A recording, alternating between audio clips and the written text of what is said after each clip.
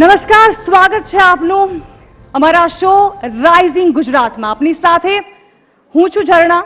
આજની તારીખ 16 ડિસેમ્બર અને રવિવારનો દિવસ અને આ સાંજ અમારા માટે છે ખૂબ જ ખાસ. ત્યારે સૌથી પહેલા તો સૌ કોઈ આમંત્રિતોનું ન્યૂઝ 18ની સમગ્ર ટીમ હૃદયથી સ્વાગત કરે છે. આપ સૌ કોઈ જાણો છો તે પ્રમાણે ન્યૂઝ 18 એ દેશનું સૌથી મોટામાં મોટું નેટવર્ક છે અને આ નેટવર્ક કે જે 15 ભાષામાં 16 ચેનલ્સ ધરાવતું નેટવર્ક છે કે જે 21 રાજ્યોનું પ્રતિનિધિત્વ કરે છે. ત્યારે આજની આ સાંજ આમંત્રિત મહેમાનોને નામ જેની શરૂઆત અમે કરવા જઈ રહ્યા છીએ.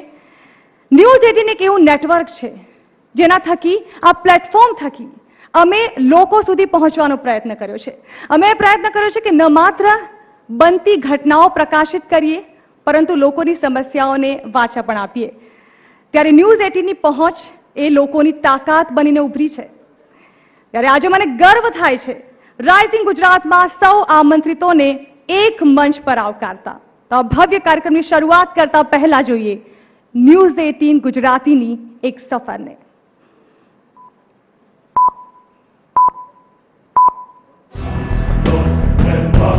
ભારતનું સૌથી મોટું ન્યૂઝ નેટવર્ક, 16 ચેનલ, 15 ભાષા, 26 પ્રદેશ, 1200 થી વધુ રિપોર્ટર્સ, જેના નામ સાથે જોડાયેલો છે ભારતનો વિશ્વાસ. આજ નેટવર્કની સહયોગી ચેનલ ન્યૂઝ 18 ગુજરાતીએ જીત્યો છે સમગ્ર ગુજરાતની 6.5 કરોડ જનતાનો વિશ્વાસ. સમાચારોનું સર્વોચ્ચ સોપાન એટલે ન્યૂઝ 18 ગુજરાતી.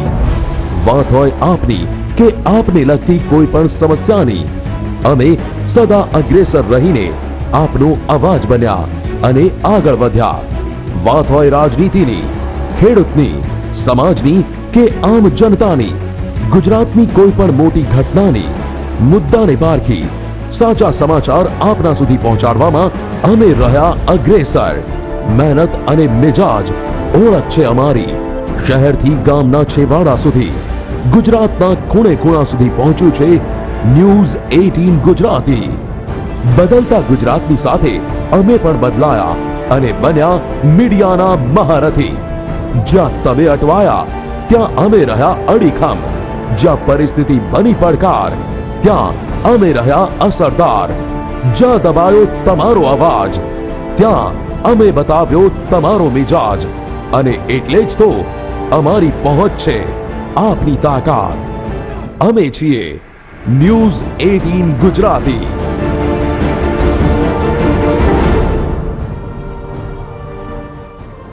અમારી પહોંચ તમારી તાકાત. મેં કહ્યું તે પ્રમાણે માત્ર સાચા સમાચારો પ્રકાશિત કરવાની નહીં પરંતુ અમે ફરજ બજાવી છે કે લોકોની સમસ્યાઓ સુધી પહોંચીએ, તે આગળ પહોંચાડીએ અને તેને સમાધાન સુધી પહોંચાડીએ.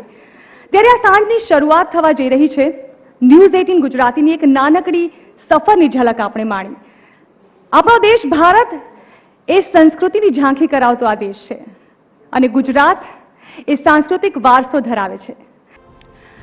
રાઇઝિંગ ગુજરાત આજની આ સાંજ કે જેના સ્પોન્સર્સ છે પાવર્ડ બાય ગુજરાત પવિત્ર યાત્રાધામ વિકાસ બોર્ડ ઇન એસોસિએશન વિથ ઓડી અમદાવાદ, સુપરનોવા એન્જિનિયર્સ લિમિટેડ, ઝરણ કેશતેલ મિશ્રણ. એજ્યુકેશન પાર્ટનર છે Sakarchand Patel university. Digital partner છે જીઓ ડિજિટલ લાઈફ અને ઓડિયો પાર્ટનર છે રેડ FM 93.5 બજાતે રહો. તો છેલ્લે આઉટડોર પાર્ટનર છે કૌશિક આઉટડોર. અમારા સ્પોન્સર્સ હતા. ત્યારે આજની સાંજની આપણે સાંસ્કૃતિક કાર્યક્રમની સાથે શરૂઆત કરી ચૂક્યા છીએ. ત્યારે હવે ધીમે ધીમે આપણે આ સાંજ તરફ આગળ વધીએ. આજે રાઇઝિંગ ગુજરાતના પ્લેટફોર્મ પર આ ખાસ સાંજે આપણે અનેક મોંઘેરા મહેમાનોને આમંત્રિત કર્યા છે જે છે રાજ્યના રાજકારણ સાથે જોડાયેલી અનેક એવી પ્રતિભાઓ. મને સ્વાગત કરતા આનંદ થાય છે તમામ મહાનુભાવોનું જે આજના કાર્યક્રમના સહભાગી થયા છે. તો જેઓ આજની આ સાંજને અતિ ખાસ બનાવવા જઈ રહ્યા છે, જેઓ વાત કરશે આજે ગુજરાતની પ્રગતિની, ગુજરાતના રાજકારણની, મહિલાઓ અને યુવાઓ તેમજ ખેડૂતોના પ્રશ્નોની.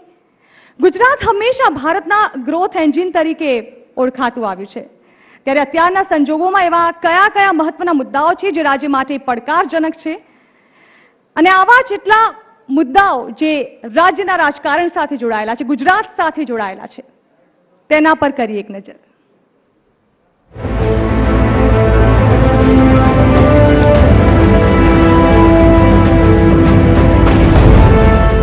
ગુજરાત દેશના વિકાસનું ગ્રોથ એન્જિન, જેની પ્રગતિ તેની સફળતાની સાક્ષી પૂરે છે. અડીખમ મિજાજ ધરાવતા ગુજરાતની વાત નિરાળી છે. વિશ્વ ફલક પર અહિંસાની જ્યોત પ્રગટાવનાર ગાંધીજી ગુજરાતની શાન છે. તો કળ અને બળથી કોઈ પણ સ્થિતિને પહોંચી વળનારા સરદાર ગુજરાતનું ગુમાન છે. પડકારને અવસરમાં ફેરવી મુશ્કેલીને માત આપે એ ગુજરાતી, વેપારમાં વિશ્વ વિક્રમ સર્જે એ ગુજરાતી, કેન્દ્ર સ્થાને દેશની સત્તાનું સુકાન સંભાળે એ ગુજરાતી, તબીબ ક્ષેત્રે વિશ્વ ફલક પર જેમનો ડંકો વાગે એ ગુજરાતી.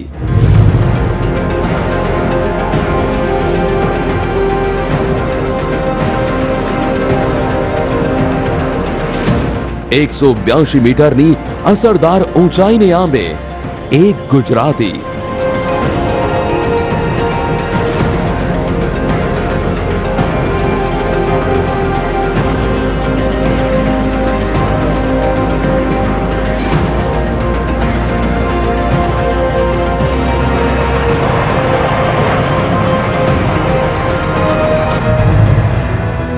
વાઇબ્રન્ટ રહીને વિદેશના વેપારને રાજ્યમાં લાવી યુવાનોને રોજગારી આપે એ ગુજરાતી.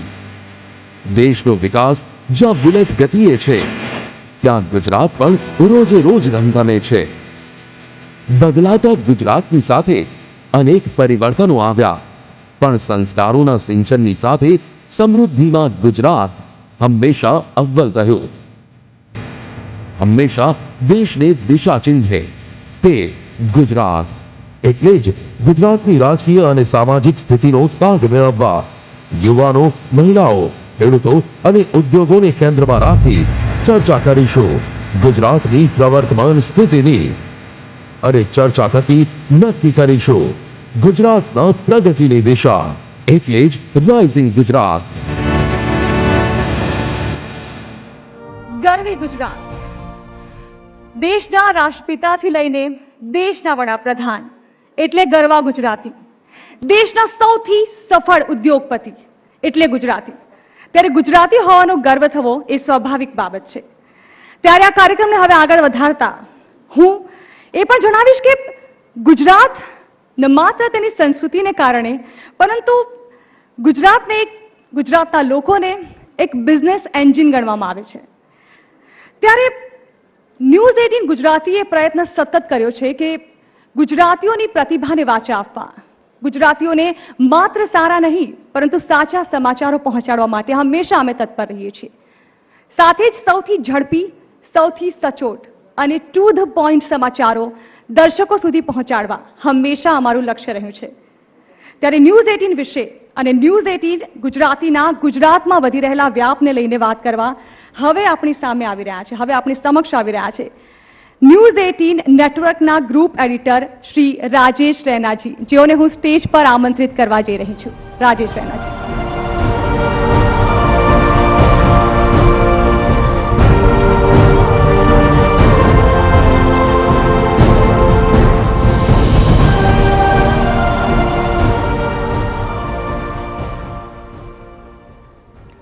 नमस्कार गुजरात.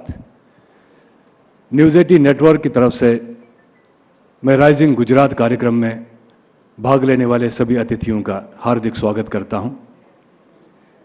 न्यूज़ 18 नेटवर्क देश का सबसे बड़ा नेटवर्क है और हमें गर्व है, हमें खुशी है कि आज राइजिंग कार्यक्रम हम गुजरात लेके आए हैं. राइजिंग एक ऐसा मंच है जो सरकार, विपक्ष और जनता के बीच एक सीधा संवाद स्थापित करता है. हमें खुशी है कि माननीय मुख्यमंत्री विजय रूपानी जी आज इस कार्यक्रम में मुख्य अतिथि के तौर पर भाग लेंगे. हम उनके बहुत बहुत आभारी हैं. Enjoy the evening. Thank you so much.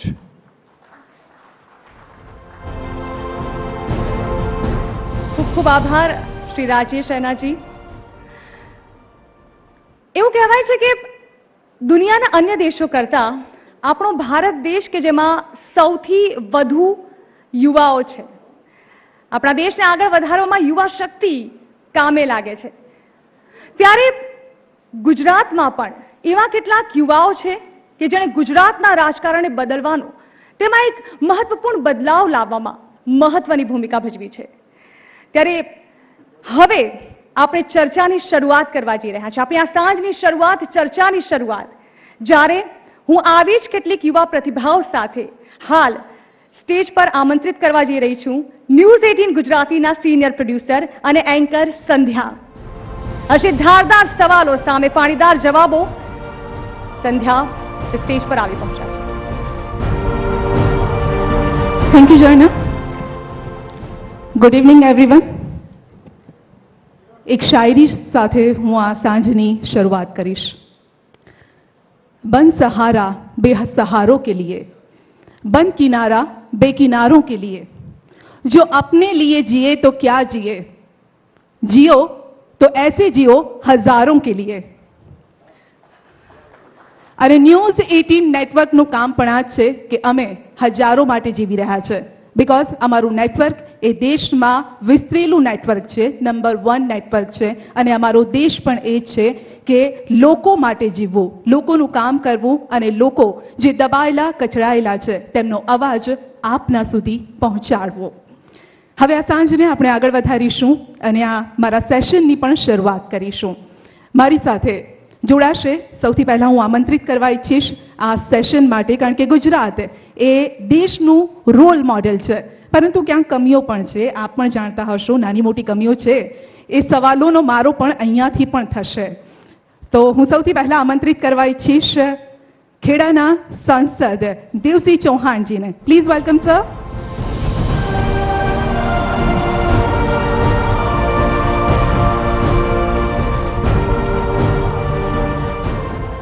આ સાથે જ મારી પેનલમાં જે બીજા ગેસ્ટ છે તે છે યુવા ચહેરો, ગુજરાતનો આ યુવા ચહેરો કે જેણે રસ્તા પર પણ લડત લડી છે, એ યુવાનો માટે, એ બેરોજગારો માટે. ત્યારે હું આમંત્રિત કરવા ઈચ્છીશ એ યુવા ચહેરાને પણ, અલ્પેશ ઠાકોર, જેઓ રાધનપુરના ધારાસભ્ય છે. અલ્પેશભાઈ, પ્લીઝ વેલકમ.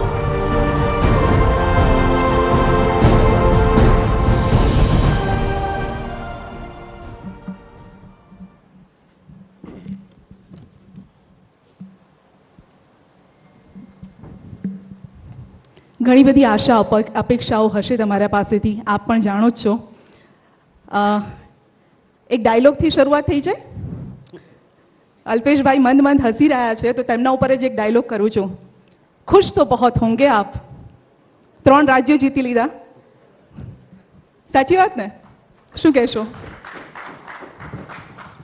જો રાજનીતિનો મૂળ ગુણધર્મ છે કે પ્રજા માટે લડવું. રાજનીતિનો મતલબ જ છે કે પ્રજાતંત્ર પ્રજા માટે છે અને પ્રજાને પડતી તકલીફોને દૂર કરવી, એના જે પ્રશ્નો છે પ્રશ્નોને વાચા આપવી. ગુજરાતની સમગ્ર દેશમાં ખેડૂતો, બેરોજગારો, મહિલાઓ અને તમે હમણાં એક શબ્દ વાપર્યો, દબાયેલા કચડાયેલા લોકો, એવા લોકોનો અવાજ જે દબાયેલો હતો એ આ 3 રાજ્યોમાં બહાર નીકળ્યો. અને આ 3 રાજ્યોની જે જીત થઈ છે એમાં જૂઠા વાયદાઓ, ખોટા વાયદાઓ, રાજનેતાઓ જે વાયદા કરે છે વાયદા પૂરા નથી કરતા, બેરોજગારો અને ખેડૂતોએ અને ગરીબોએ સવિશેષ પોતાનો પાવર બતાવ્યો. એટલે ખુશ તો સ્વાભાવિક છે કે રાજનીતિમાં જ્યારે જીત મળતી હોય છે એટલે સ્વાભાવિક છે કે ખુશ થઈએ, પણ ખુશ થવાની એ વાત છે કે જીત્યા પછી તરત અમારા રાષ્ટ્રીય અધ્યક્ષ રાહુલજી અને અમારા મુખ્યમંત્રીએ તરત જાહેરાત કરી કમલાજીએ કે 10 દિવસમાં ખેડૂતોનું દેવું માફ કરીશું. મુદ્દો છે બેરોજગારોનો, તો બેરોજગારોને રોજગારી પણ મળશે ને દબાયેલા કચડાયેલાને દબાવવામાં નહીં આવે. સાચા અર્થમાં લોકશાહી, લોકતંત્રને બચાવવાનું કામ આ જીત કરશે અને આ જીતે દેશની રાજનીતિના ઘણા બધા રૂપ બદલી નાખ્યા છે અને હવે લોકો હિંમતથી બોલતા થયા છે. એટલે હું અપેક્ષા રાખું કે સરકાર હજુ સફાળી જાગે, હજુ એમના માટે સમય છે. જે વચનો, જે વાયદાઓ આપ્યા હતા એ વાયદાઓ પૂરા કરે, નહીતર 2019 પણ ખૂબ આશ્ચર્ય અને આકાંક્ષાઓ સાથે પરિવર્તન લાવનારું હશે. દેવસિંહજી, અલાર્મ છે, આ અલાર્મ બેલ અહીંયા વાગી ગયો છે. હા, પ્રારંભમાં તો આટલા સુંદર કાર્યક્રમના આયોજન બદલ ન્યૂઝ 18ને ખૂબ ખૂબ અભિનંદન આપું છું. જે પ્રકારે ગુજરાતની ઓળખ રહી છે, દેશના પશ્ચિમ છેડે આવેલું આ ગુજરાત માત્ર 5% જનસંખ્યા ધરાવતું ગુજરાત, જેનો ભૂભૂગોળ માત્ર 6% છે, પણ વિશ્વમાં પણ ગુજરાતની એક આખી ઓળખ રહી છે. આમ જોઈએ તો ગુજરાત દેશમાં અનેક ક્ષેત્રમાં પ્રથમ ક્રમે છે. ગુજરાત ચાહે મેન્યુફેક્ચરિંગની વાત હોય, ચાહે એગ્રીકલ્ચર ગ્રોથની વાત હોય, ટુરિઝમની વાત હોય, આ ગુજરાત જ્યારે દેશનું ગ્રોથ એન્જિન બની રહ્યું છે ત્યારે, અને ગુજરાતી તરીકે આપણે બધા જ્યારે સાથે બેઠા છીએ ત્યારે હું એવું માનું છું કે આજની આ ડિબેટમાં આપણે ખૂબ તટસ્થતાથી અને લોકેશના ગુજરાતની જનતાની જે વિકાસ માટેની અપેક્ષાઓ છે એને ધ્યાને રાખીને એક હેલ્ધી ચર્ચા કરીશું. બિલકુલ બિલકુલ હેલ્ધી ચર્ચા કરવા માટે જ આપણે એકઠા થયા છીએ, પરંતુ અમારો જે એટલે હવે હા ભાઈ જે ખુશ થતા હતા, જો લોકપ્રતિનિધિ આપણે ત્યાં લોકશાહીમાં ચૂંટણી એક પારાશીસી કહેવાય છે, કારણ કે ચૂંટણીના પરિણામ આધારે જ સરકારના મૂલ્યાંકન થતા હોય છે. પરંતુ એ સમય આવી ગયો છે કે ક્યાં સુધી આપણે આ દેશને બધું મફત આપ્યા કરીશું, ક્યાં સુધી આપણે ખેડૂતોને દેવા માફીના આધારે ખેડૂતને સશક્ત કેમ ના કરી શકાય, ખેડૂતને એટલો એમ્પાવરમેન્ટ કેમ ના આપી પણ શકાય. સાહેબ આપણે તો 2022 સુધી, એક મિનિટ આપણે રોકીને પૂછવા ઈચ્છીશ, 2022 સુધી મોદીજીએ જ કીધું છે ને કે આવક વધારવાની છે, કેવી બિલકુલ, રીતે વધશે, બિલકુલ, કેવી સાચી રીતે? વાત છે. બહુ હું એક સાચી. આંકડા એક રજૂ કરું નહીં, થોડા. બહુ સાચી વાત સારું, છે. ચલો બહુ પછી સાચી કરું, વાત છે. થોડી વાર તમારી- જોઈ લઈએ. એક મિનિટ. હિન્દુસ્તાનના ઇતિહાસમાં એક એવા વડાપ્રધાન આવ્યા છે કે જે કોઈ એક રાજ્યના, ગુજરાત જેવા રાજ્યના 3 વખત સર્વશ્રેષ્ઠ મુખ્યમંત્રી રહ્યા છે. એક એવા મુખ્યમંત્રી કે જેણે 30 વર્ષથી વધારે આ દેશનું પરિભ્રમણ કર્યું છે, જે સંગઠન શાસ્ત્ર જાણે છે, લોકમાનસ જાણે છે, એ ગુજરાતના પનોતા પુત્ર જ્યારે દેશમાં વડાપ્રધાન થયા ત્યારે એમણે કરેલા નિર્ણયો, એમણે કરેલા કામો, અને આપ જ્યારે એમ કહો છો કે ગુજરાતમાં 2022માં તો હિન્દુસ્તાનના ઇતિહાસમાં એવા વડાપ્રધાન આવ્યા કે જેણે ખેડૂતને આવક શબ્દ સાથે જોડ્યા. આવકની વાત સાથે ખેડૂતની આવક બમણી થાય એવો સંકલ્પ હિંમતપૂર્વક કરનાર હિન્દુસ્તાનના ઇતિહાસમાં પહેલા વડાપ્રધાન એક મિનિટ, આવ્યા. આવકની અને વાત આવક કરી કેવી છે. રીતે વધે, ઓકે. આવક કેવી રીતે વધે એના માટે એમણે મને અનેક જવાબ આપવા આયામો દીધો. શરૂ મને કર્યા. જવાબ એક આંકડો આપી દો. ખેડૂતોની નહીં, ઇનપુટ આંકડો કોસ્ટ પછી આપો. ત્યાંથી માંડીને એમએસપી વેલ્યુ એડિશન કહેવા જવું તો આખો એક બહુ મોટો વિષય એટલે આંકડો થશે પછી કે આપો. ખેડૂતની આવક બમણી થવા માટે દેવુભાઈ. 2022માં એમણે શું પ્રયત્નો કર્યા છે. હા, ધીમે રહીને, એટલે બહુ હા, સમય. એટલે તમે બહુ બધું કહ્યું, પણ જરા ખેડૂતોની જ વાત કરી છે. હારનો બળાપો નથી બોલી રહ્યો ને આ? હા, યસ હાર યસ. બળાપો નથી, એટલે- બિલકુલ બળાપો નથી, હારનો બળાપો નથી. જો લોકશાહીમાં લોકોનો મેન્ડેટ તમારે સ્વીકારવો રહ્યો, અને એમાંથી સ્વીકાર્યા પછી એમાંથી આત્મચિંતન પણ કરવું પડે, અને આત્મચિંતન કર્યા પછી કરેક્ટિવ એક્શન પણ લેવા ઓકે, પડે. હવે મને બોલવા દેજો. હવે તમે મફતની જે વાત કરી, અમે નથી ઈચ્છતા કે ખેડૂતો પર દેવા થાય, અમે નથી ઈચ્છતા કે કોઈ બેરોજગાર રહે, અમે નથી ઈચ્છતા કે કોઈ ગરીબ રહે, પણ જે માન્ય વડાપ્રધાન સાહેબના તમે વખાણ કરી રહ્યા છો, 3 ટર્મ અહીંયા મુખ્યમંત્રી રહ્યા છે, આ ગુજરાતના ખેડૂતો ઉપર 43 લાખ કરોડનું દેવું છે. ગુજરાતના ખેડૂતોને પાણી નથી મળતું, ગુજરાતના ખેડૂતોની મગફળીના કૌભાંડો થઈ રહ્યા છે, ગુજરાતના ખેડૂતોની દાળો વેચાઈ રહી છે, અને ગુજરાતના ખેડૂતોને જે ન્યાય મળવો જોઈએ નથી મળતો. એ ગુજરાતની અંદર તમે ગુજરાતી હોવાનું ગર્વ છે અમને, અમે ગરવા ગુજરાતી પોતાની આત્મબળે ગુજરાતનો વિકાસ કર્યો છે. કોઈ સરકાર, કોઈ નેતાઓના થકી આ વિકાસ નથી. એટલે પણ જે ગુજરાતની અંદર જે સ્કેમ થયા, એ સ્કેમની અંદર મગફળી થઈ, ખેડૂતો કેમ પાયમાલ છે, તમે એવી કેમ કોઈ નીતિ નથી બનાવી શકતા? કેમ કાયમી કૃષિ નીતિ ગુજરાતમાં નથી? ગુજરાતમાં કોઈ કાયમી કૃષિ નીતિ હવે નથી. જવાબ પણ લઈએ, બહુ બધા સવાલો થઈ ગયા. દેવસિંહભાઈ, હવે ગુજરાતના ઇતિહાસમાં પહેલીવાર ટેકાના ભાવથી તુવેર, મગફળી અને કાકરા હતા મધ્યમાં. મારી વાત નહીં, એટલે તમે માટી હતી. ટેકાના ભાવે અડધી માટી કપાસની વેચાણી. ખરીદી થતી હતી. હું તમને ગુજરાતનો ઇતિહાસ તમે જોઈ લેજો. હા, પણ ટેકાના દેવુભાઈ, ભાવથી વેચાણી, પણ એમાં મારી અડધી વાત- માટી વેચાણી. માટી નથી વેચાણી. 3800 કરોડની મગફળી ટેકાના ભાવે ખરીદાઈ, અને મુખ્યમંત્રીએ છતાં પણ ક્યાંક સ્વીકાર્યું છે. ગડબડ થઈ છે ને તો મુખ્યમંત્રીએ સ્વીકાર્યું છે. 38 લોકોને જેલમાં પૂરવાનું કામ ગુજરાતની સરકારે હિંમતપૂર્વક કર્યું છે. પણ 500 થી પોતે વધારે જે કામ લોકો છે. કર્યું છે ખેડૂતોના હિતમાં, અને એક કામ ખેડૂતોને છેવટ સુધી આનો લાભ મળે ટેકાના ભાવનો. ચલો આમાં અભિનંદન ક્યાંય આપો, પણ ગડબડ થઈ અભિનંદન છે. આપું. તમે 38 લોકોને મને સાંભળી લો, કરવું જોઈએ. સરકારની 38 લોકોને તમે ફરજ પૂર્યા એ સરકાર- નહીં, અભિનંદન આપું છું, સરકારની સારું બોલું ફરજ છું. છે. હા સર, અભિનંદન આપું છું, પણ આ એ જ ગુજરાત છે તમે તો કઈ જેમાં ખરીદી નહીં, નથી એમાં એ કરી. ગુજરાત છે જ્યાં મગફળીની માટી ખાવાથી બંને ભેગું વેચાય છે અને એ જ ગુજરાત છે જ્યાં પેપર લીક થાય અને એને પકડવાથી સંતોષ બિલકુલ. માનો છો. કેમ એવી કોઈ નીતિ નથી બનાવતા કે આવું ના થાય? નહીં સાંભળી લો, પેપર લીકની ઘટના થઈ એ દુઃખદાયક પહેલી વાર થયું છે? મારી વાત સાંભળો, દુઃખદાયક છે અને સરકારે જેવી પેપર લીકની ઘટનાની જાણ થઈ કે તરત જ આ પરીક્ષા રદ કરી. પણ પહેલી વાર નથી થયું દેવુભાઈ. આ એ જ ગુનેગારો છે જેમણે ટેટનું પેપર લીક નહીં, કર્યું. નહીં, આટલું પ્લાન કરી શકે કોઈ પેપર લીક તલાટી કાંડ થયો. ટ્રાન્સપરન્સીથી ભરતી થાય. 45,000 16-17 માં થયા, 35,000 થયા, હમણાં છેલ્લા વર્ષે 10,000 થયા. આજે પણ ગોળ તમે પસંદગી સેવા મંડળ હોય. પારદર્શિતાથી ભરતી દર થાય શનિ એટલે વાત રવિ ભૂલી એકદમ જાઓ. લેવાય નહીં, પારદર્શી ભરતી. આજે કોંગ્રેસના ગુજરાતનો જમાનામાં મને શિક્ષિત તો બેરોજગાર પોતાને મને એક ઠગેલો વાક્ય કહેવું સાબિત. હતું. કોંગ્રેસના નહીં, ગુજરાતનો જમાનામાં શિક્ષિત કોંગ્રેસના બેરોજગારને ભરોસો જમાનામાં નથી. ધારાસભ્યો સંસદ સભ્યો પાસે લોકો પોતે ગરીબ હોય, ઘર અને જમીન વેચીને નાણાં આપે અને એ કોંગ્રેસના લોકો નોકરી આપતા હતા. અમે 25 ગરીબના વર્ષથી દીકરાને તમે એક બેઠા છો. પણ રૂપિયા વગર નોકરી 25 આપીએ વર્ષથી છીએ. તમે એક બેઠા પણ છો. પૈસાની 25 લાંચ લીધા વર્ષમાં વગર ભરતી કૌભાંડ કોઈ કેટલી વાર ગરીબનો દીકરો થયા? ભણવામાં હોશિયાર હોય, ભરતી કૌભાંડ ગરીબ કેટલી વાર ખેડૂતનો દીકરો હોય, થયા? આજે તમે વિધવાનો ગુજરાતના દીકરો હોય, શિક્ષિત પણ એ જો બેરોજગારોને ભરોસો પરીક્ષા અપાઈ પાસ શકશો? કરે તો એને નહીં, આજે નોકરી તમે મળે છે. ગુજરાતના શિક્ષિત ગુજરાતમાં- બેરોજગારોને ભરોસો અપાઈ શકશો કે આવું બીજી વાર નહીં અરે થાય? ગુજરાત તમે છેલ્લા બીજી વાર નહીં થવું કહી દો. તમે બીજી વાર નહીં છેલ્લા થાય. તમે છેલ્લા આંકડા 30 જોઈ લો. લાખ એ યુવા નહીં, શિક્ષિત employment- બેરોજગારોનું શું? નહીં, 30 લાખ. રોજગાર કેમ નહીં થાય? મંત્રાલયના એની આંકડા પણ ખાતરી આપો. જોઈ લો. અને રોજગાર આપશો એની પણ ખાતરી રોજગાર આપો. મંત્રાલય હું અત્યારે જ વખાણ કરું. અમે જ આપીએ છીએ રોજગાર. 72% પણ ગુજરાતમાં 100 વર્ષે લોકોને 20,000 રોજગારી મળે છે. લોકો. એમાંથી 72% ગુજરાતમાં રોજગારી મળે છે. એ તો આ રોજગાર 30 મંત્રાલય નહીં. તમારા જમાનાનું પણ 78% પણ તમને કહું ટ્રાફિક બ્રિગેડની જે નોન સરકારી નોકરી માટે તમારી 9 લાખ પાસે કઈ ગુજરાતમાં- નીતિ? તમારી પાસે ચલો એમની પાસેથી જ ગુજરાતમાં- નીતિ જાણીએ ને દેવસિંહજી, એમની પાસેથી નીતિ જાણીએ. તમારી નીતિ શું છે યુવાઓને આગળ લાવવાની? કારણ કે તમે તો રસ્તા પર ઉતર્યા છો, તાળાબંધી પણ કરી છે. હવે જણાવો. જો અમે બહુ સ્પષ્ટ કહીએ, સરકારે જે કાયદા બનાવ્યા છે કાયદાની અમલવારી કરો. કાયદો છે ગુજરાતના 85% સ્થાનિક ઉદ્યોગોમાં રોજગારી આપવાનો. કાયદો છે કે દર વર્ષે એમને જે વચનો આપ્યા હતા સાહેબ બિહારમાં જઈને આ બોલી શકશો તમે? હા, બોલી શકશો? અરે બધે બોલીશું. કાયદાની વાત કરું છું, કાયદા બાની વાત નથી કરતો હું, સંધ્યાબેન. તમે તો પછી એ જ, જો કારણ હું કે ગુજરાતી, અહીંયા સાંભળો. કેટલા પરપ્રાંતીય લોકો છે સાંભળો, જે હું કામ આપને કરે કહું, છે. હું અમુક તો કોઈનો પછી મારે એ વિરોધી તરફ નથી. જવું નતું, પરંતુ તમે ઉખેડ્યું એટલે હવે મારે જવું પડશે. હજુ જ કહું છું તમને, કોઈના વિરોધી નથી અમે. મુદ્દો છે કે જે ગામડાઓને ભાગી અને આપણે ઉદ્યોગો લાવીએ છીએ તો એ લોકોને ત્યાં રહેવા માટે રોજગારી તો જોઈશે ને. તો એવા લોકો કોઈ બીજાનો વિરોધ નથી કરતા, એટલીસ્ટ 50% તો રોજગારી આપો. બીજો મુદ્દો છે કે કાયમી કૃષિ નીતિ બનાવવાનો. આવા પ્રકારના સ્કેમ થાય છે. ટેટનું પેપર જેણે લીક કર્યું હતું એ જ સ્કેમ વાળા ના એ વખતે પકડ્યા અને એ વખતે સજા ના કરી એટલે ફરજી એમણે કર્યું, તો એ પણ એમની નિષ્ફળતા છે.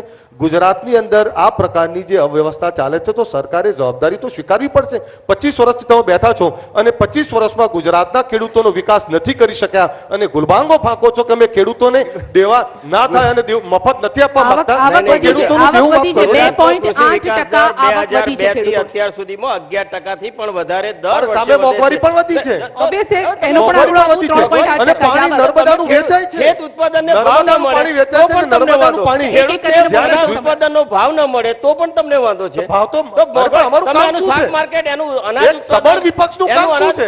અમે તો કોલર પકડીશું. ખોટું લાગતું હોય તમને ખોટું તો ના ના લાગે. કરશું. ખોટું નહીં. તો ના કરશું. પ્રજા તાકાત અરે, બતાવી દેશે. પ્રજાએ 20, 22 આ 27 વર્ષ સુધી મેન્ડેટ પ્રજાને આપ્યો. બહુ મૂર્ખા ગુજરાતની બનાવ્યા. પ્રજા સમજે છે કે ગુજરાતની કોંગ્રેસના પ્રજાને- હાથમાં શાસન દેવુભાઈ, સોંપાય. ગુજરાતની કોંગ્રેસ પ્રજા- જેવા લોકોને પણ સાથમાં હવે નહીં બને. નહીં હવે બને. નહીં બને. તમે આશા જેમ રાખો. તમને કહી દઉં, મધ્યપ્રદેશ તમે ને ચિંતા છત્તીસગઢમાં નહીં, 20 વર્ષે તમને કાઢ્યા. ત્યાં રાજસ્થાનને કાઢ્યા. તો દેશમાં પણ એ પરિસ્થિતિ તૈયાર રહો. મધ્યપ્રદેશનું રિઝલ્ટ તમે આખા દેશે જોયું છે. મધ્યપ્રદેશના માત્ર ને માત્ર થોડી બેઠકોથી કોંગ્રેસના હાર હાથમાં હોય છે. શાસન આવ્યું છે. અહીંયા થોડીક બેઠકો તો મારી હતી. વાત સાંભળો. એના કરતાં છત્તીસગઢમાં અમારી હાર થઈ છે. મારી અહીંયા વાત થોડીક જ સાંભળો. હતી. રાજસ્થાનની તો ગુજરાતમાં માનસિકતા થોડી છે કે હતી, દર દેવુભાઈ. 5 વર્ષે દેવસિંહજી. સરકાર બદલવાની અને જ્યારે સરકાર બદલાય ત્યારે તમે 21 અહીંયા પહોંચી જાઓ. ઓછી હતી, અમે તો 78 છીએ. અહીંયા ઓછી હતી. અને મારી વાત સાંભળો. અહીંયા ઓછી નહીં હતી. નહીં અહીંયા કેમ વધારે હતી? નહીં નહીં તમ- અહીંયા જે- થોડાક માટે રહી ગયા છો. ના ના ના, એ તો એટલે એના કારણોમાં એક જવાબદાર તમે અને હાર્દિક પટેલ જેવા નેતાઓ છે. કોંગ્રેસની બી ટીમ છે અચ્છા. કે જેને અરે, દેશ- હું તો એ તો કોંગ્રેસની બી ટીમ છે કે જેને જી. નહીં દેશમાં સાંભળો, ગુજરાતની હું સામાજિક કોંગ્રેસનો- સમરસતાનું વાતાવરણ બગાડ્યું. કોંગ્રેસનો તમે ધારાસભ્ય લોકોએ છું. તમે કોંગ્રેસનો લોકોએ રાષ્ટ્રીય પાટીદાર સચિવ છું. સમાજનું આંદોલન સાંભળો, કર્યું. પાટીદાર અને સમાજને અમે જે તમારું વાત કરી. એક વાક્યનો જવાબ આપો. તમારું અનામત આંદોલન અનામત આપવા બાબતમાં અલ્પેશ પટેલનું પાટીદારોને અનામત આપવામાં શું સ્ટેન્ડ છે? તમારું કે કોંગ્રેસનું? બેવનું કહો મને. મને જવાબ આપી તમે લેજો. જેને હવે મને ગુજરાતને સાંભળી તમે લેજો. રવાડે હવે ચડાવ્યું. મને જવાબ સાંભળી નહીં, લેજો. ગુજરાતના આખી સમરસતા બગાડી તમે. અરે, સાંભળી લેજો. સાંભળી ગુજરાતને લેજો. બદનામ સાંભળી કર્યું. લેજો. સાંભળી હવે લેજો. તમે બહુ- જવાબ આપો. બહુ તમારું સાંભળી. શું સ્ટેન્ડ બહુ છે? સાંભળી. પાટીદાર બહુ સમાજને OBC માંથી આપશો. અનામત આપવું જોઈએ કે નહીં? OBC માંથી આપશો. બહુ OBC સાંભળી. માંથી હા, આપશો. મને વાપરી લેવા દો. બિલકુલ બિલકુલ. દેવભી ઓબીસી ના અમારા ધારાસભ્ય છે. દેવભીએ જવાબ આપે, ઓબીસીના એના અધિકારો આ સરકાર થકી નથી મળતા. ગુજરાતમાં 27% અનામતની, મને પૂરું સાંભળી લેજો, 27% સીટોમાંથી માત્ર 72% સીટો ભરાય છે, કારણ કે એમને ત્યાં શૈક્ષણિક રીતે સદ્ધર કરવામાં નથી આવતા.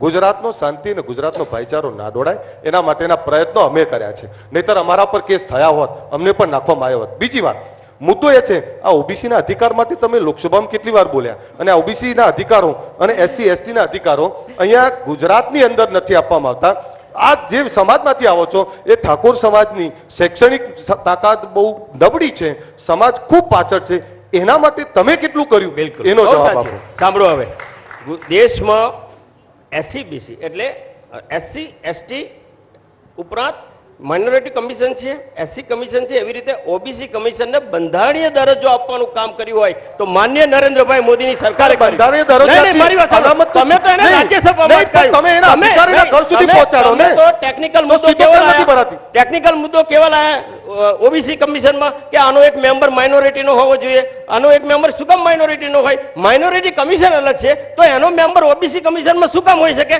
પણ માત્ર ને માત્ર તમારે પોલિટિકલી નહીં, પોલિટિકલી તમારે આ બિલને અટકાવવું હતું. તમે ઓબીસી નું અન્યાય આ કર્યો છે. લોકો માટે તમે કોંગ્રેસે શું કરવા અન્યાય માંગો છો? કોંગ્રેસે એ જવાબ આપો. હવે તમે- આ લોકો હજુ પણ હવે તમે સામાજિક મને શૈક્ષણિક પ્રશ્ન રીતે પૂછો, પછાત છે. ઓબીસી માટે શું નહીં, કર્યું? તો તો OBC મેં તમને અહીં જવાબ વાત કરો ને આપ્યો. ગુજરાતની. તો ગુજરાતની લોકો શું આ રીતે જ ઓબીસી રસ્તા પર માટે ઉતરતા ઐતિહાસિક રહેશે? નિર્ણય કર્યો છે. લોકો, દેવસિંહજી અને અલ્પેશભાઈ, શું લોકો આ રીતે જ રસ્તા પર ઉતરતા રહેશે માંગો માટે, હકો માટે? ક્યાં સુધી? જો લોકતંત્રમાં દેખાવ, ધરણા એક એનો ભાગ છે, પરંતુ ત્યાર પછી એ મારા હવે તો માનની ધારાસભ્ય થઈ ગયા અને એ ચળવળ ચલાવી એક અલગ ભાગ છે, પરંતુ વહીવટ પણ એક વિશેષતા હોય છે લોકપ્રતિનિધિની. તો તમારે જ્યારે ગુજરાતના શાસનમાં સારો વહીવટ આપવો હોય તો રચનાત્મક વિરોધ પક્ષ તરીકે રોલ કરવો જોઈએ. હજુ પણ તમારી એ જ માનસિકતા રહી છે કે ગુજરાતમાં આંદોલનો થાય, ગુજરાતમાં તોફાનો થાય, ગુજરાતમાં પરપ્રાંતિયોની- તમે કંઈ નહીં આપો ગુજરાતીઓને. મારી વાત સાંભળો, તમારી જે માનસિકતા તબકો, કહું છું. તમારો અમે આપી કચરાનો છે વર્ગ છે. અમે તો એનો અવાજ અમારા બનવાનો શાસનના પ્રયત્ન કારણે તો કરીએ છીએ. ગુજરાત અમે અમને આશીર્વાદ આપે એવા છે. લોકોનો અવાજ બનવા માંગીએ તમારા છીએ કે કારણે- જેનો અવાજ તમારા સુધી નથી પહોંચતો, તમારા- તમે સાંભળવા નથી માંગતા. નહીં, સાંભળવા- આંદોલન તો અરે- થાય જ દેવું ભાઈ. આંદોલનથી કેમ ડરો છો? આંદોલનથી એક નથી રૂપિયો ડરતા. વધ્યો તો- આંદોલનથી ડરવાની તમે એક જરૂર નથી. રૂપિયો વધ્યો તો તમે તમે દબાઈને નીકળી આંદોલન પડ્યા કર્યું. હતા. આજે તો લોકોની મગફળીઓ વેચી મારો છો. ગુજરાતની સાહેબ, પ્રજાએ અમને આશીર્વાદ આપ્યા છે. અને તમે અપેક્ષા રાખો છો. આંદોલનથી અમે ડર્યા નથી. આંદોલનથી ઊભી થયેલી ભારતીય જનતા પાર્ટી નથી આંદોલનથી ડરવાના. ડરે. અરે ના ડરે. એ આંદોલનથી ઊભી થયેલી ભારતીય જનતા પાર્ટી આંદોલનથી કેમ અરે, ડરે છે? કોંગ્રેસ લોકોથી ડરો નહીં, નહીં, મારી વાત સાંભળો, લોકોથી અમે ડરો. આંદોલનથી ડરવાના નથી. અમે ગુજરાતની સમરસતા જે તૂટે છે ને એનો ડર અરે, નથી. કઈ સમરસતા તમે જે તોડી? મતની તમે લડતમાં કઈ સમરસતા ગુજરાતનું તોડી? ગુજરાતની સમરસતા વગાડો છો તમે. અરે, કોઈ સમ- અરે એટલે તમે ગામડામાં તમે સમરસતા રાખો છો. ગામડાઓમાં તમે ખેડૂતોને જઈને પાણી જે ના ઝેર આપો. ફેલાયું છે ને કયું એ કોણ ઝેરનું ફેલાયું? નુકસાન છે. કયું ફેલાયું? તમે ઝેર ગરીબો ફેલાવ્યું છે. માટે લડવું તમે- એ નહીં, ઝેર નહીં. છે. જે હું એવું તમે માનું લડો છું ને, તો ગામડામાં એક કામ રહું કરો ને, છું. તમે આ બધાને આપી દો. તમે અમારે શહેરમાં કંઈ રહો છો, હું નથી. ગામડામાં રહું છું. અલ્પેશભાઈ, અલ્પેશભાઈ, તમે- તમારી લડત ઠીક છે, તમે લડો છો, પરંતુ એકાદ દિવસ માટે જ કેમ લડો છો? એકાદ દિવસ માટે ગાડામાં બેસીને જતા રહો છો વિધાનસભા અને પછી હાય હો કરો છો અને પછી પતી જાય છે મુદ્દો. જો, સંજયબેન, શા માટે નહીં, લડત એક આગળ આંદોલન નથી કરી છે. ચાલતી? દેખાવ પૂરતું ન આંદોલન- લડો ના, જનતાને જરૂર છે કે હા. રોજે તમે એમની સાથે યસ, બેસો. પણ સાંભળો તો ખરા. આંદોલનકારીનું કામ છે. આંદોલનનો મતલબ શું છે? જે અવાજ સરકાર સુધી નથી પહોંચતો, જે પ્રશ્નોને સરકાર વાચા નથી આપતી, એ પ્રશ્નો સરકાર સુધી પહોંચાડવા અને સરકાર એમાં સકારાત્મક નિર્ણયો કરે. અમારો મુદ્દો આટલો જ હોય છે. જે બેરોજગાર યાત્રા અમે નીકાળી, આ સરકારે અમે આભાર માનીએ કે 7 દિવસમાં એમણે 1,12,000ની નોકરી આપવી પડી હતી, પણ એ ઈમાનદારીથી નહીં, દબાવના કારણે. આ એ જ સરકાર છે જેને સંવર્ણ લોકોને કંઈક દબાવના કારણે આપવું પડ્યું. પણ હું અપેક્ષા રાખું છું, મારો જવાબ નહીં, નથી મળતો. સાંભળો, હું એ જ કહું, હું અપેક્ષા રાખું છું કે આ સરકાર ઓબીસી, એસસી, એસટી અને ઓબીસીને પોતાના અધિકારો આપે, આ ગરીબોને આપે, આ ખેડૂતોને આપે. આંદોલન તો હજુ અમે આંદોલનકારી જ છીએ, આંદોલન તો ચાલુ રહેવાનું છે. પણ મધ્યપ્રદેશ, સાંભળો. છત્તીસગઢ, રાજસ્થાનમાં તમે આપીને બતાવો, પછી એ કહેશે કે અમે પણ આપી દઈશું. અરે આપી દીધું ને, અમે તો ખેડૂતોના દેવા માફ કરે આવનારા સમયમાં. ત્યાં ઓબીસી, એસસી, આજે એસટી ના તમે અધિકારો મુખ્યમંત્રી છે. હતા. સાંભળો, નહીં, OBC તમે જે કોંગ્રેસનો મૂળભૂત આધાર એનો આ જે જ્ઞાતિ જાતિ સમાજની વાત કરે છે ને એનો મૂળ આધાર છે. અમારો સૂત્ર છે, તમારો ધાર્મિક સૌનો આધાર સાથ, બદલી નાખો. સૌનો વિકાસ. નહીં, અમે સૌનો સાથ અમે- નથી. અમે SC, ST, તમારો OBC, વિકાસ સણ, પ્રજાનું આવું અલગ વિનાશ. કરતા જ નથી. નહીં, અમે તમારો રોડ વિકાસ ને અમે પ્રજાનું રોડ વિનાશ. બનાવીએ તો એના ઉપર ગરીબ ચાલે, SC ચાલે, એક ST મિનિટ, ચાલે, એક OBC મિનિટ. ચાલે, આ વાત- ઇલેક્ટ્રિસિટી એને મળે, આવાસ એને મળે, આરોગ્યની સગવડ મળે, શિક્ષણ મળે, રોજગારી મળે. તમે જ્ઞાતિ જાતિના કારણે હજુ તમારી માનસિકતા બદલાતી નથી અને એનું પરિણામ આ ગુજરાતની પ્રજાએ તમને આપ્યું છે. ને એક મિનિટ, તમે એમ કહો છો, બંને નેતાઓ વાત તો કરી રહ્યા છે કે ભાઈ સૌનો સાથ, સૌનો વિકાસ. જો કે એ લાઈન પર તો કોંગ્રેસ પણ ચાલી રહી છે, પરંતુ જ્યારે પગારની વાત આવી ને ત્યારે પછી કોઈ બોલવા તૈયાર નતું થયું ને જનતા એમ કહે છે કે ધારાસભ્યો પગાર લઈને બેસી ગયા. દેવુભાઈ સૌનો સાથ સૌનો વિકાસ બોલાશે બોલાશે ને હું એ જ કહું. મેં જાહેરમાં કહ્યું હતું કે જ્યારે આ પાસ થયું બિલ ત્યારે હું પણ વિધાનસભામાં જ બેઠો હતો. કોઈ ધારાસભ્ય ઈમાનદારીથી કોઈ નહોતું બોલ્યું. આ બહુ સાચી વાત છે, કોઈ નથી બોલ્યું. અને વાત એ જ આવે છે કે એક બાજુ ફિક્સ પે ધારકો છે, એક બાજુ ગુજરાતના ઘણા બધા આવા ફિક્સ પે ધારકો જે એમને હજુ લડવું પડે છે, એમને ન્યાય નથી મળતો. પણ ઘણીવાર એવું હોય છે કે રાજનીતિક બંદીશોમાં ઘણીવાર તમારે નથી પણ બોલાતું. તેમ છતાં હું ત્યાં પણ બોલ્યો હતો, અંદર નહોતો બોલ્યો, એ વાસ્તવિકતા. બહાર આવીને તો હું બોલેલો કે બધા એકબીજા હાથ મિલાવતા હતા. પરંતુ રાજનેતાઓમાં ઘણા એવા રાજનેતાઓ પણ મેં જોયા છે કે જે હજુ બસમાં આવે છે, જેમની હજુ પણ આર્થિક પરિસ્થિતિ નથી. અને જે લોકો પણ સાહેબ એ જ લોકો લઈને તો પછી બીજા એમ કેમ કહે છે કે ભાઈ ત્યારે કેમ કોઈ અવાજ નથી ઉઠાવ્યો, ત્યારે કોઈ એમ કેમ નથી કહેતું કે ના મારો પગાર આ જનતા માટે જશે? કેટલા એવા હતા, ગણ્યા ગાંઠે એક બે, બસ એના સિવાય તો કોઈ જ નહીં. ને પણ તમને કહી દઉં, એ જ કહું કે જનતા માટે જ વપરાય છે. આમ તો લોકસેવકોનો પગાર કોઈ ગમે તે કે દેવુભાઈ MP છે તો એમને ઘણો બધો પ્રવાસ રહેતો હોય છે. હું ધારાસભ્ય છું, ઘણો બધો પ્રવાસ રહેતો હોય છે. કોઈ પણ ધારાસભ્ય, કોઈ પણ સંસદ સભ્યનો પગાર એમનો ખર્ચો જરા વધારે હોય, પણ ધારાસભ્યનો પણ નોર્મલી પગાર કરતા અનેક ગણો થઈ જતો હોય છે. કારણ કે એમને ઘણી બધી 25% સાહેબ, આટલો તો અમારોય નથી વધતો લગભગ તો 25%. હવે એમાં તો હવે તમે કહેતા જો રજૂઆત કરીએ અને અમે પણ ત્યાં તમારી સાથે આંદોલન કરીએ. નહીં, શરૂઆતમાંથી સમાજ જીવનમાં સમાજ સેવકો અથવા તો ચૂંટાયેલા પ્રતિનિધિઓની એક માનસિકતા એવી બની છે કે એક માત્ર એમણે સેવા જ કરવાની હોય. જો હું તમને કહું કે બદલાયેલા સમયગાળામાં લોકપ્રતિનિધિએ પણ ઘણા બધા રોલ કરવાના હોતા છે. લોકેશના પ્રમાણે, લોકોની ઈચ્છા પ્રમાણે અને લોકસંપર્કના કામ હોય, ત્યાંથી માંડીને વહીવટી એને જે કામ કરવાના હોય, માનો કે વિધાનસભામાં જવાનું હોય તો પણ આ બધી જ બાબતોમાં જો તમારો લોકપ્રતિનિધિ તમે ઈચ્છતા હોય કે એ પ્રામાણિક રહે, તમારી અપેક્ષા મુજબ તમારો લોકપ્રતિનિધિ કામ કરે, તો લોકપ્રતિનિધિને મહેનતાણું આપવું જોઈએ. સાહેબ દિલ પર હાથ મૂકીને બોલો, કેટલા છે પ્રામાણિક? દિલ પર હાથ મૂકીને બોલો. તમે લોકપ્રતિનિધિને મહેનતાણું નહીં આપવું તો એ બીજા પ્રયત્નો કરશે અને બીજેથી નાણાં મેળવવાનો પ્રયત્ન કરશે ને એના કારણે એ લોકપ્રતિનિધિ બદનામ થશે, સંસ્થા પણ બદનામ થશે. અને સંજયભાઈ તમને કીધું બિહારમાં 3.5 લાખ, અહીંયા પણ મહારાષ્ટ્રની અંદર પણ એટલો જ પગાર. બિહારમાં તો એવું છે કે એકવાર જીતે 25,000 પેન્શન ચાલુ થઈ જાય, બીજી વાર જીતે 50,000, ત્રીજી વાર 75,000. અચ્છા, એ લોકોને પ્લોટ મળે એ સિવાયની એ લોકોને એટલી બધી સગવડો છે કે મહિને 5 લાખ રૂપિયા એ લોકોનો હોય છે. અને એ લોકો આ મુદ્દે તો બંને પક્ષ એક પાર્ટીએ બેસી જાય છે.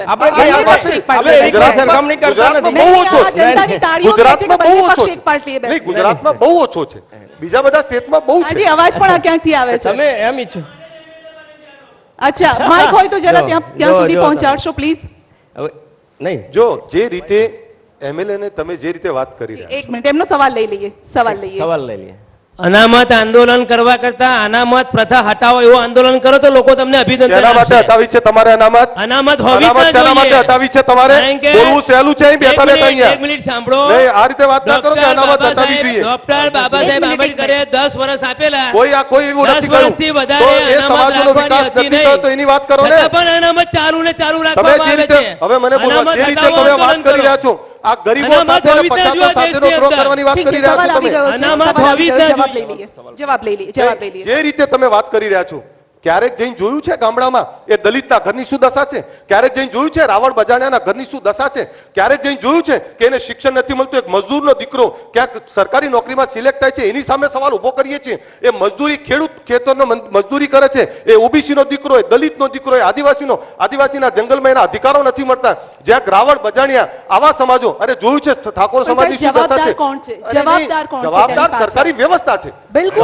હું હજી કહું છું તો સંજયભાઈ, બંને પક્ષો જવાબદારી અનામત લેવી નીતિનો ઈમાનદારીથી 10 વર્ષ અમલ થાય, એમણે જેમ કહ્યું એમ 10 વર્ષ અમલ ઈમાનદારીથી થાય. સાહેબ, આ તમામ નીતિઓની અંદર એની એટલી બધી જોગવાઈઓ આપેલી છે કે અનામત નીતિનો ઈમાનદારીથી અમલ નથી થતો. મેં પહેલા જ કહ્યું, ઓબીસીની 12 થી 13% સીટો ભરાય છે. પહેલા જાગૃત કરવા પડશે ને લોકોને. નહીં, લોકોને જાગૃત અમે ખબર જ કરીએ નથી છીએ. કે તેમના હક શું છે. હું એ જ કહું લોકોને કે ખબર અમે જ જે નથી. કરી રહ્યા છીએ, અમે 4000 થી વધારે ગામડામાં મફત ટ્યુશન ક્લાસીસ ચલાવી રહ્યા છીએ. આ એવા લોકો છે કે જેમણે વ્યસન મુક્તિની વાત કરી તો હવે સવાલ એ કર્યો આ કોઈ એક સમાજનો વ્યસન મુક્તિ છે? આ સમગ્ર ગુજરાતની યુવા પેઢીનું, આ ગાંધીને સરદારનું ગુજરાત છે, એને વ્યસન મુક્ત કરવાની વાત કરી અમે બેરોજગારીની વાત કરી, કોઈ એક સમાજની વાત કરી છે, અમે આ તમામ બેરોજગારોની વાત કરી, અમે જે કોઈ આંદોલન કર્યા છે સર્વ સમાજના કર્યા છે, અમે કોઈ સમાજની વિરોધ નથી કર્યો. ઠીક છે, એટલે જે એમણે વાત કરી એમણે એમના શબ્દો પાછા લેવા જોઈએ. અને આ ગરીબો એમણે વિચારવું છે કે રાવણ અને બજાડિયાના Common ઘરમાં people જવું છે, ગમે તે વિચારી કોમન શકે. પીપલ નહીં, દલિતના ગમે તે ઘરમાં જવું એમના વિચારો છે, ગામડામાં વિચારવામાં કોઈને તમે બંધન ન જાતિવાદ કરી છે, શકો. એ ગામડામાં એ ગરીબની સાથે ભેદભાવ રાખવામાં આવી રહ્યો છે. કેમ મજદૂરનો દીકરો મજદૂર છે, એ મજદૂરનો દીકરો મજૂરી કરીને પણ શિક્ષણની વિકાસ તરફ આગળ વધી રહ્યો છે, એને રોકવાનો પ્રયત્ન મહેરબાની કરીને કોઈ ના કરે. નહીં, કોણ રોકે છે આ વિકાસની? આ તો ગતિશીલ ગુજરાત છે. મારી વાત સાંભળો. માણસનું કોઈ એક અંગ હોય, એમાંથી માત્ર એનું માથું જ વધે, એકલા હાથ જ વધે, એટલા પગ વધે તો એ કેવો લાગે? આખા સમાજમાં વિવિધ વર્ગના અનેક લોકો રહે છે. એ અનેક સમાજનો સમાંતરે પણ વિકાસ થાય, મુખ્ય પ્રવાહમાં આવે, આ બધું જ જરૂરી હોય છે ને. આપણા પૂર્વજોએ જે વ્યવસ્થા કરી છે, હા, જે ભાઈનો સવાલ છે કે એની મર્યાદા હતી, હવે એ વાત તો કદાચ મારા અહીં બેઠકમાં ઘણા વિદ્વાનો છે ટેકનિકલ કે એવી સવાલ કોઈ છે. મર્યાદા- હું હરિભાઈ મારી વાત સુધી માઇક પહોંચાડશો અથવા તો બીજા ગેસ્ટ છે તેમના સુધી જો માઇક પહોંચે. હરિભાઈ, આ ટેકનિકલ હા, સવાલ છે, જો આપને એને કઈ એ- ટિપ્પણી એવી કરવી કોઈ હોય તો. મારી વાત પણ હા, મૂળ હેતુ તો એ છે કે સમાજનું જે વિકાસ થાય એમાં તમામ લોકોનો વિકાસ થવો છે. હવે આપણે ત્યાં આઝાદી પછી એક સર્વે થયો કે ભાઈ એસસી એસટી તો બીમાર પછાત છે, પણ એક એવો વર્ગ છે કે જે એસસી એસટી સિવાય પણ પછાતપણામાં જીવે છે, તો એનો સર્વે કરવામાં આવે તો પ્રારંભમાં કદાચ એટલે માનો છો ને 22 મારી વાત વર્ષમાં સાંભળો, નથી મારી વાત થયું, સાંભળો. જે છે 22 વર્ષમાં દેશ- નથી થયું, સર. અરે દેશની નેશનલ લેવલની વાત બિલકુલ, કરું છું. નેશનલમાં તમે પણ. મારી વાત સાંભળો. બિલકુલ.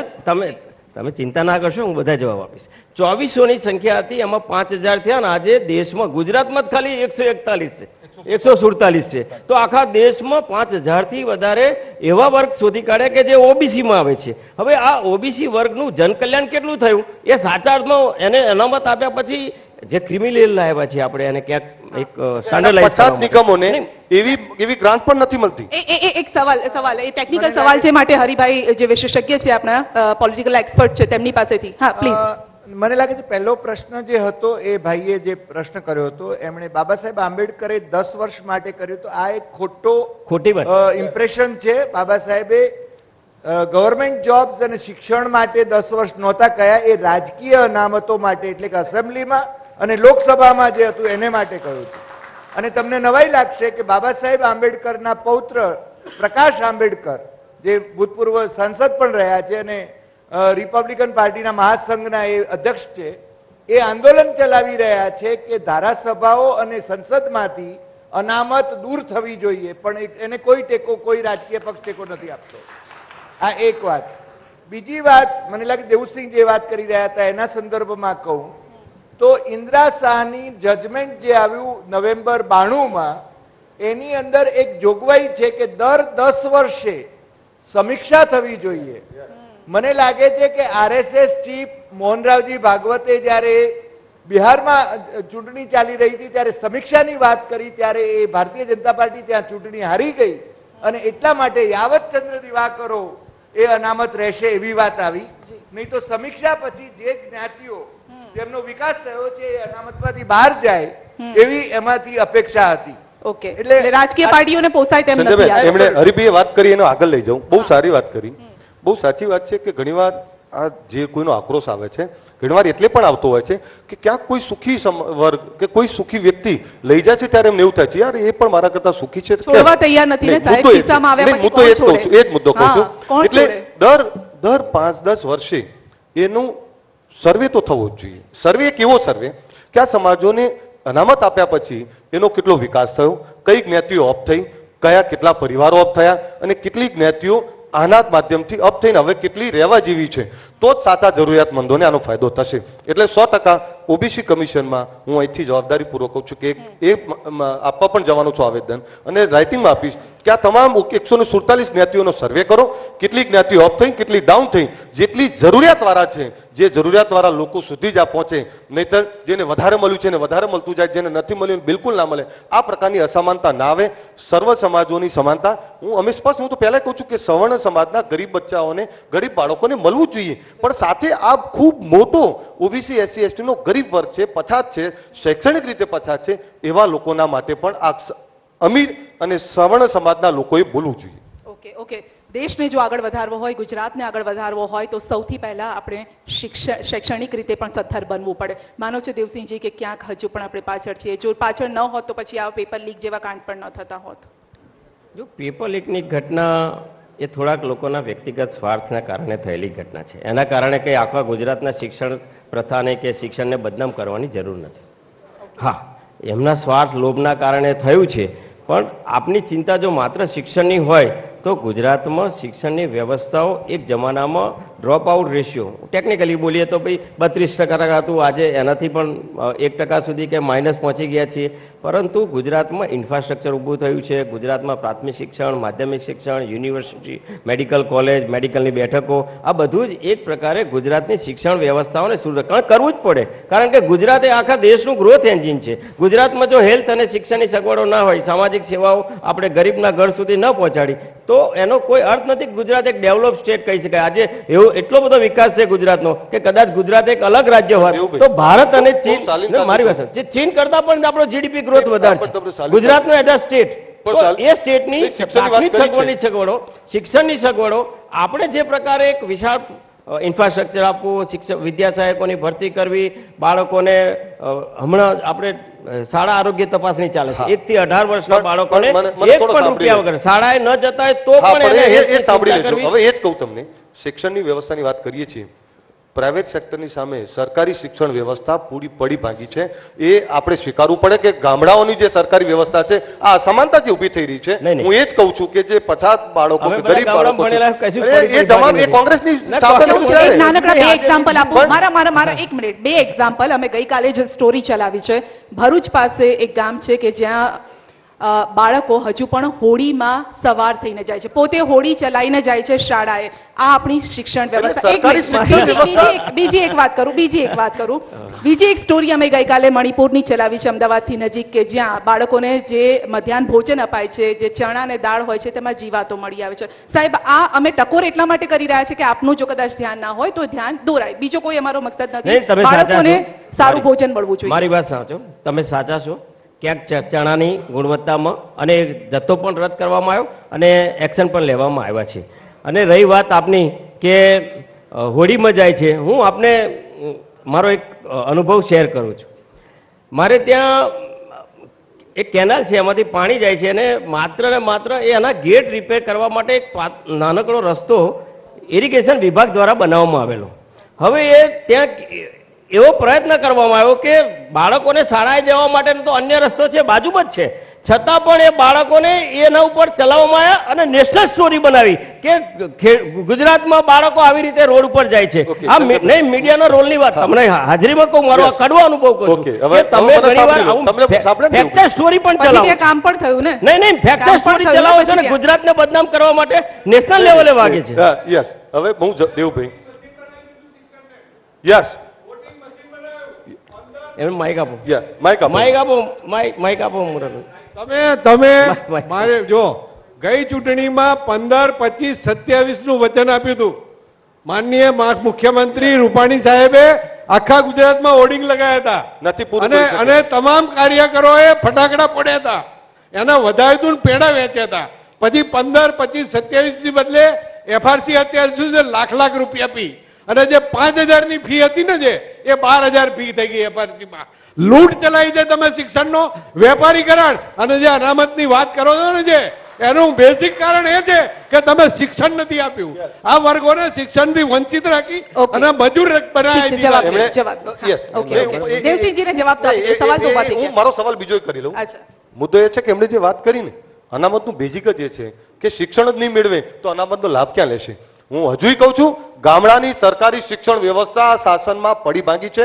ગામડાના ઓરડા બનાવવા પૂરતા, સ્ટ્રક્ચર બનાવવા પૂરતું, અને ઘણી જગ્યાએ ઓરડા પણ નથી, આ ખાલી કોન્ટ્રાક્ટર બનાવી દીધા છે ટીચરોને, એમના પ્રિન્સિપાલોને. એ સરકારી ગુણવત્તા શિક્ષણની સુધારવા માટેના પ્રયત્નો નથી કરતા. શહેરમાં પણ, શહેરની સ્કૂલોમાં જઈને જોઈ આવો, એ બાળકોનું ટીચિંગ લો, એમની ઇન્સ્પેક્શન લો, સાહેબ એમને સારું શિક્ષણ નથી મળતું. તો એના માટે કઈ એમની જોડે જવાબ છે ખરો? પણ બધી શાળાઓ એવી નથી. હવે તો કોમ્પ્યુટર પણ પહોંચ્યા છે. અરે કોમ્પ્યુટર પહોંચ્યા છે, કોમ્પ્યુટરની અંદર કોમ્પ્યુટરનું કીબોર્ડ ચલાવતા નહીં આવડતું. પહેલી વાત આપણે સાંભળો. શીખવું અરે પડશે. અત્યારે અમે જી. સ્માર્ટ ક્લાસ શરૂ કરી દીધા. તમને ક્યાં ખબર છે? તમારે જોવું તમે નથી. તો કર્યું તમારે ને. જોવું નથી. 1.5 મારી વાત લાખનો સાંભળો. digital class તમારે 5 જોવું લાખ નથી. આપો છો. 1.5 લાખ રૂપિયા તમારે હું જોવું નથી. 1.5 તમારે લાખ. જોવું નથી. શાળાઓના ઇન્ફ્રાસ્ટ્રક્ચર તમારા વખતે તો દીકરીઓ નહીં 1.5 લાખ રૂપિયાનો તમારા વખતે તો ડિજિટલ ક્લાસની વાત કરું. શાળા છોડીને ખબર છે? જતી રહેતી. હવે તમે કારણ શું? શાંત થાઓ. તમે દીકરીઓ અમને માટે બોલવા દો. ટોયલેટ પણ બનાવતા નતા. અમને બોલવા તમે દો. આવા શાંત toilet થાઓ. પણ બનાવતા નતા. ઓકે ઓકે ઓકે આ સેશન હવે 1.5 end લાખ છે. રૂપિયાનો ડિજિટલ ક્લાસનું કોટેશન 5 લાખ રૂપિયામાં એક ક્લાસ આપો છો તમે. તમારે શિક્ષણની હાલત શું છે? એક થી 5 માં જે છે એક જ શિક્ષક છે. પાછળ બોલવા દે. પ્રાઇવેટ તમે તો 5 જોડે કરોડની જે જોડે ઠીક છે, વસ્તી સવાલ આવી ગયો ને છે આજે શિક્ષણને 6.5 લગતો. કરોડની વસ્તી છે. ઓકે. એમાં પ્રાઇમરી સ્કૂલ ને હાયર સેકન્ડરી સ્કૂલ કેટલી નવી ઉગાડી ને નવી પરમિશન તમે ગ્રાન્ટેડ સ્કૂલને કેટલી આપી છે એ જરા જણાવો. સરકારી ના, અનામતની સ્કૂલ- વાત સરકારી કરો છો? સ્કૂલો દર વર્ષે 2000 થી વધારે બંધ થઈ રહી છે. ના, ના, ના. 5 કરોડની અરે, વસ્તીમાં જે digital સ્કૂલો હતી એમાં ક્લાસની પણ ઘટી રહી છે. નહીં ડિજિટલ ક્લાસની વાત કરું હું. આજે સભાનતા કરું ઓકે, જેવું ઓકે. છે. તમે ઓકે, ખાલી સવાલ. ગપ્પાબાજીઓ કરો હવે આપણે બેઠા end છો, તરફ છીએ. અમારો છેલ્લો સમય મારો અમારે સવાલ, એળખવા ઠીક માટે છે. નથી આયા. ઓકે ઓકે આપણો સવાલ આવી ગયો છે. મારો અંતમાં સવાલ, કારણ કે હવે નેક્સ્ટ નહીં, સેશન એક ડિજિટલ ક્લાસની કહી દઉં સંજયબેન. ઓકે. 1.5 લાખ રૂપિયાનું કોટેશન છે. રિયલ કોસ્ટ 1.5 લાખ રૂપિયા છે ડિજિટલ ક્લાસની. આ સભાનતાપૂર્વક આ ચેનલમાં કહું છું. એને એસઆર રેટ જેનો રહ્યો 5 લાખ રૂપિયા. હવે 1.5 લાખની વસ્તુ 5 લાખમાં કેમ ખરીદો છો તમે? ના, ના, ખોટી તે વાત છે. 1.5 મારી પેલો વાત. પાંકડો ના. તમને કીધું પાંકડો મળે છે હવે 3 રાજ્યોમાં તમે તો તમે example 5000 આપીને કેમ ખરીદો છો? એનું બંધ 3 રાજ્યોમાં કરાવો. example સાહેબ, આ આપીને પ્રજાના બતાવો હવે. નાણાંનો જે ગેરવહીવટ ચાલે છે એનો દાખલો આપું છું તમને. 1.5 લાખનો ડિજિટલ ક્લાસ 5 લાખનો એનો રેટ નક્કી કરવામાં આવે છે. 1000 રૂપિયાના બાકડાના 4000 પસંદ કરવામાં આવે છે અને એલઈડી લાઇટ 900 રૂપિયાની આવતી હોય એના 5000 પસંદ કરાવે છે. આ ભ્રષ્ટાચાર બંધ કરો, પ્રજાના નાણાં બચી જશે. બિલકુલ તમે ખોટા છો. હું સાબિત કરું ને? નહીં, નહીં. અરે હું સાબિત નહીં, કરું. નહીં, સાંભળો. હું સાબિત કરવા તૈયાર છું. અરે સભાનતાથી કહું છું. અરે એલઈડી લાઇટ હોય કે ઓરડા બનાવવાનું હોય કે લાઇટ પહોંચાડવાની કે પાણી પહોંચાડવાનું કામ અમે એવું કર્યું છે. છે. મેં માગી, મેં કીધું મને 1.5 લાખમાં મંજૂરી આપો. મેં લાઇટ ના, માગી 960 રૂપિયામાં. સરકારી તંત્રમાંથી જવાબ આવ્યો આ તમારે ભલે 960 માં તમને મળતી હોય તમારે ના, ના. 5500 માં જ ખરીદવી ના, પડશે. મને રિયલ રાઇટિંગમાં આપ્યું છે. સરકારમાં પણ હવે જેમ ઘણા દ્વારા બધા સવાલો ખરીદી થાય છે. છે, જેમ એપ્લિકેશન દ્વારા જેણે સરકારી વ્યવસ્થાઓમાં પોતાની ચીજ વસ્તુઓ પહોંચાડી હોય એને પણ ઓનલાઈન જ અમે ખરીદી કરીએ છીએ. ઠીક છે, ચલો અમે કોઈ દેવસિંહજી નહીં, કોઈ સવાલ જ આપણે નથી. આપણે હવે આ સેશનને ચાઇના આવે સમાપ્ત છે. કરવું ચાઇના નહીં, પડશે. આ ચાઇના સેશનને બોલો. સમાપ્ત કરવું પડશે. છેલ્લો એક નાનકડો બસ એક લાઈનમાં જવાબ. 19માં કયા મુદ્દાને લઈને આગળ વધશો? બંને પાસેથી એક પોઈન્ટ. 19માં કયા મુદ્દાને લઈને આગળ વધશો? જો 19માં જે પ્રકારે દેશમાં સમાજના તમામ વર્ગો માટે કામ થયું છે, ખેડૂતો માટે થયું છે, મહિલાઓ માટે થયું છે, યુવાઓ માટે થયું છે, ગરીબો માટે, ગરીબોના 32 કરોડ જનધન એકાઉન્ટ ખોલીને ફાઇનાન્શિયલ ઇન્ક્લુઝનમાં પહેલીવાર ખેડૂતો ગરીબોને એના હકનું મળે એટલે ડીબીટી ડાયરેક્ટ બેનિફિટ ટ્રાન્સફર દ્વારા 88,000 કરોડ રૂપિયા આ ગરીબોના અમે બચાવ્યા છે. ઇન્ફ્રાસ્ટ્રક્ચર જે પર ડે 9 કિલોમીટર રોડ બનતા હતા આજે 27 થી 32 કિલોમીટરના પર ડે રોડ બને છે. આવનારા વખતમાં 2022 સુધીમાં પ્રત્યેકને અમે પોતાનું ઘર આપવાના છે.